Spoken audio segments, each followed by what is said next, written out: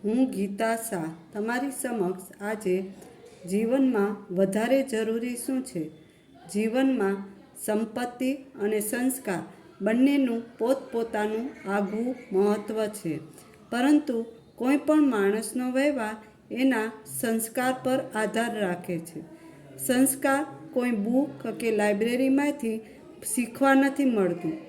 સંસ્કાર આપણને આપણા પરિવાર અને ઘરના વડીલો દ્વારા મળે છે.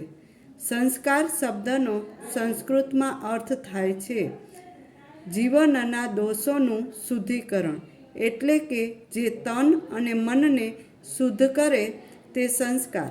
આપણા પુરાણોમાં 16 જાતના સંસ્કાર વર્ણવવામાં આવ્યા છે. સંપત્તિ માણસના જીવનને આરામદાયક બનાવે છે, જ્યારે સંસ્કાર માણસના જીવનને સાર્થક બનાવે છે. આપણી સાચી કસોટી આપણા સંસ્કાર પરથી થાય છે. કોઈના સરળ સ્વભાવને ક્યારેય તેની કમજોરી ન સમજતા, કારણ કે તે તેના માતા પિતા અને પરિવાર દ્વારા આપેલા સંસ્કાર છે. ક્યારે પણ કોઈના પહેરવેશ પરથી આપણે તે વ્યક્તિના સંસ્કારનું મૂલ્યાંકન ન કરવું જોઈએ. આજના આ ડિજિટલ યુગમાં બધી જ વસ્તુની કોપી થઈ શકે છે, પરંતુ સંસ્કાર, વ્યવહાર અને ચારિત્ર તેમજ વર્તન નહીં.